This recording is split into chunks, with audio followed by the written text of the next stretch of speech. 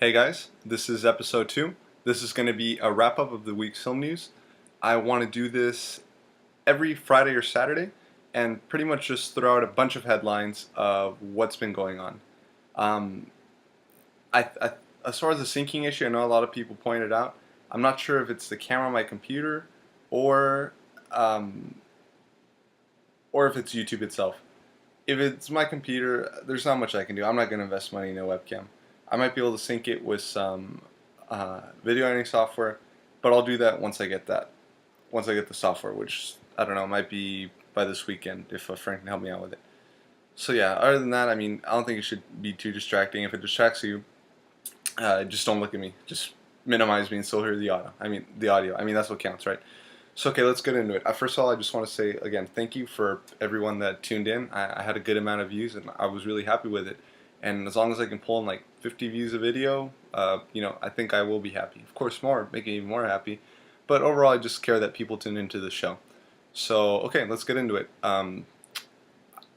Warner Bros. And it was announced that Warner Bros. And Machinima are going to distribute the Mortal Kombat web series called Mortal Kombat Legacy, and the first episode will premiere April 12th on Machinima's YouTube channel. You can see clips through their channel, which I saw and were decent. Not as cool as the trailer that we saw.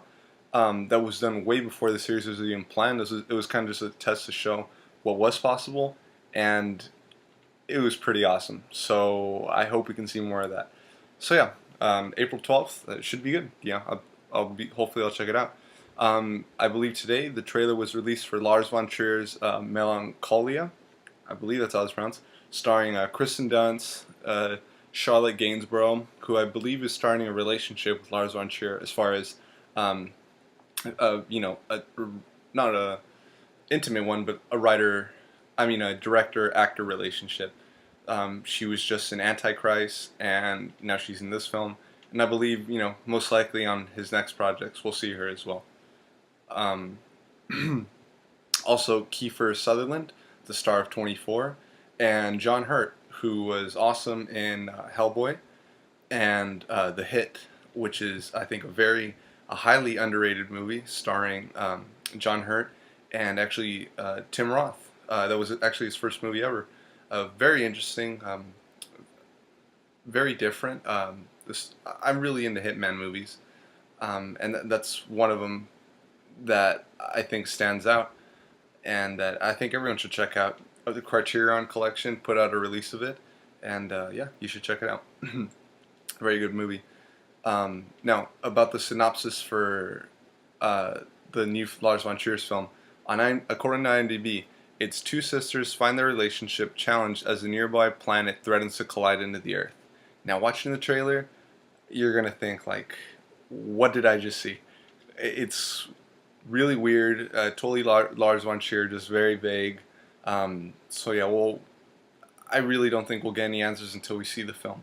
So very vague, very weird, but interesting. So, and I don't think I've seen Kristen Dunst in a decent film since Spider-Man 2. So this is good for her. Anyway, there also was released this week was the trailer for The Warrior, which I was able to see online and on the big screen when I saw Hannah yesterday. That's starring Tom Hardy, which is getting so much fame now. I think it was all because of Bronson. And I mean, who would have known that, one of the stars of Star Trek Nemesis, when considered one of like the worst movies ever, at least Star Trek movies, is now is now the star who was in Inception. He's going to be in The Dark Knight Rises as Bane. Now he's in this MMA movie, The Warrior. He was Bronson before all this, which is an awesome movie. Check it out. So yeah, he's getting a lot of recognition. I think he should. I think he's a good actor, and I respect him a lot. I think he does good work. Nick Nolte, who his only work I'm familiar with is from The Thin Red Line, which is an amazing movie, and to see it on Blu-ray especially, and the Hulk movie, which is a horrible movie I don't think anyone should see. And Joe Edgerton, who he looks like one of those guys that you go, I've seen him, I know who he is, but I can't recall any movies that I have seen him with, which I guess goes to show you how prepared I was for this, right? But yeah, I mean, like I said, I don't recall him, so I guess he's not that important to me. We'll see after this movie. But the story, the movie The Warrior, there's a story of these two brothers who, well, I don't want to say it's vague, but you kind of don't know their relationship. You know that one of the older brother, Joe Edgerton, abandoned Tom Hardy as a kid. I guess took off and some other stuff, and just didn't grow up to be his big brother. And it's just a story about them. And I I I just feel happy that we're getting a good MMA movie. As compared to Never Back Down, which I know a lot of people liked, but I never saw it myself, so technically I don't like to say bad things about movies I haven't seen. But that movie looks stupid. Um, and I know a lot of serious movie lovers and film bloggers would agree with me. And if you're as much as serious as into film as I am, as much as if you love it as much as I do, you know where I'm coming from, and you know why I wouldn't like it. I don't have to get into detail about that, but just people that respect my opinion and know where I'm coming from, you get me. Um, oh, quick, I noticed that all this you see is backwards. I don't know how to fix it. If anyone can tell me how, that'd be appreciated. I've tried through photo booth edit settings. I can fix the pictures, but as far as the video, I'm not sure. Maybe I can flip it with the video editing software once I get it. So for now, you're going to see everything backwards. So let's keep getting into it. William Fichtner, who's an actor I'm not too familiar with, has joined Neil Blomkamp's Elysium. I think I'm pronouncing it right. I'm not sure. There's a bunch of movies now coming out nowadays with weird names. But this movie already has Matt Damon, Jodie Foster, and one of my newest favorite actors, Wagner Moura, who is the star of Elite Squad and Elite Squad 2. I haven't seen Elite Squad 2, but I heard it was really highly acclaimed. It premiered at Sundance Film Festival. And I know it is the highest grossing film in Brazil to date. It beat out Avatar. So it's supposed to be amazing. Elite Squad 1 I have seen, I own on DVD, and that film is pure genius. It is, for the exception of this one cheesy song that plays in a few scenes in it, it instantly became one of my favorite movies of all time. And I would, to my list of 10, I would say. So very good film. I don't want to, like I said, this all goes by quick, so I'm not going to get too in depth with it. Maybe I will do a review of it. I plan on doing that, going back to not only new movies but old movies, and do reviews on those that I'd really like other people to know about. So they might not have spoilers or movies that I would expect people to know about. But yeah, Elite Squad, check it out. It's on Netflix. Amazing movie, so good. Okay, now for The Dark Knight Rises, we just got word this week that uh, there will be an actor portraying a young Ra's al Ghul, and that the film will shoot some scenes in Pittsburgh. Now, what does that mean for the storyline of Batman? At this point, I think they're packing it with too much shit. We got Catwoman, which I'm really pissed off about. Catwoman has an assistant. We got Bane. We got Joseph Gordon-Levitt playing some mysterious role. And now, which I doubt he's playing the young Ra's al Ghul. And then, now this. So that's 5 characters that we're focusing on. And it just seems like really silly. I mean, hopefully Nolan knows what he's doing with this movie. I'm sure he is. I mean, I'm not doubting the guy. It's just that it just seems a little fishy. I guess we'll have to see what happens. But, you know, it just sounds weird. And I hope he can pull something out of his ass that we'll all enjoy. So let's move on to The Hobbit.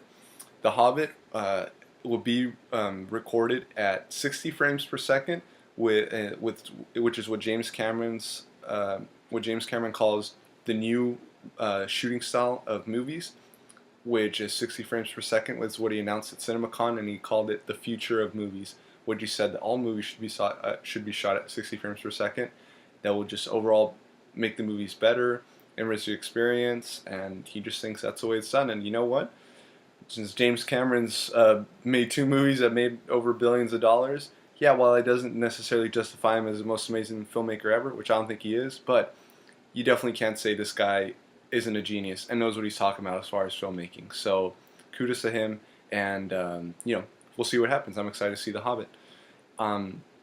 the Black Dynamite animated series was announced, which I'm very excited about since I love Black Dynamite.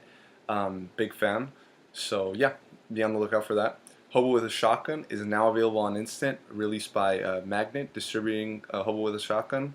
I love Magnet. I love basically all their releases that they put out. Big fans of them. So this is good news. I don't know if I'll be able to get it on Instant, but yeah, that's if you have the opportunity to do it, because I've heard Hobo with a Shotgun is nothing but amazing, just awesome exploitation film. Like instantly became pretty much a classic. So check that out. It's available. And also two more things. Kill Bill: The Whole Bloody Affair premiered in Los Angeles, I believe, sometime this week, if not early last week. Don't quote me on it, but I just want to say, people in LA, you lucky bastards for being able to see Kill Bill: The Whole Bloody Affair. The two movies cut into one, like Quentin Tarantino dreamed it to be. I believe it has some extra footage thrown in there, nothing too major, but just cool details and cuts. And there was limited Mondo prints being sold to anyone who went to the screening. So you got to see this awesome experience. You got this awesome poster or print. You lucky son of a bitch. I'm jealous. And then, well, one last thing. Now, I'm a huge fan of this movie. I wouldn't say it's my favorite movie because I don't think I have one, but it's definitely in the top 10. Or whatever top I have. I've never been clear of that, but it's definitely one of my favorite movies of all time. Martin Scorsese's masterpiece, Taxi Driver, just came out on Blu-ray this Tuesday. Now, I haven't had the chance to see the film on Blu-ray, but I am very excited. It has what is easily going to be probably my favorite special features, or at least commentaries, I hope so, is a commentary by Martin Scorsese and writer Paul Schrader. Now, the only thing that sucks is that they're recorded separately and played over each other, which I kind of don't like that, but better than nothing, which was recorded by the Criterion Collection in 1986 on Laserdisc. So to be able to get it, in the comfort of my TV, not on this big Laserdisc machine on Blu-ray, it's pretty amazing. You got the disc here. You got a lot of art, and then there's like some photos in this little pouch in there. A lot of photos that I think I want to spread out over a sheet, and then frame it. It's a really cool series of photos with a bunch of money shots and stuff, and especially spoilers for Taxi Driver. If you haven't seen this movie, what the fuck are you doing watching this?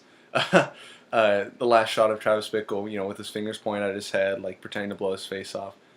Amazing shot, and that's one of the pictures. So I definitely want that framed in my room at some point. So yeah, that was this week's wrap up. I hope you enjoyed this. I will put this out every week. If you have any questions, if you want to know where you can find some of this stuff, I mean, just you can Google everything I talked about. Any of the links for the trailers. I'm gonna start messing around with links, so I'll be like one of those cool guys that like points and like, oh, like a cool little link pops up, like, oh, see the video. I'm still messing with that. And I added 2 videos to my favorites. There are 2 scenes from Hard Boiled. So for anyone who hasn't seen John Woo's Hard Boiled, watch those scenes. I don't think they're ruining too much. I guess it's just kind of a tease to get you into the movie. Fuck the trailer. Watch those 2 clips, and you're gonna love it. You're gonna want to see it, and that is easily one of the best action movies ever made. Okay, so this was the Alan Geek Show for the wrap up for this week. Thanks for tuning in, and keep watching movies.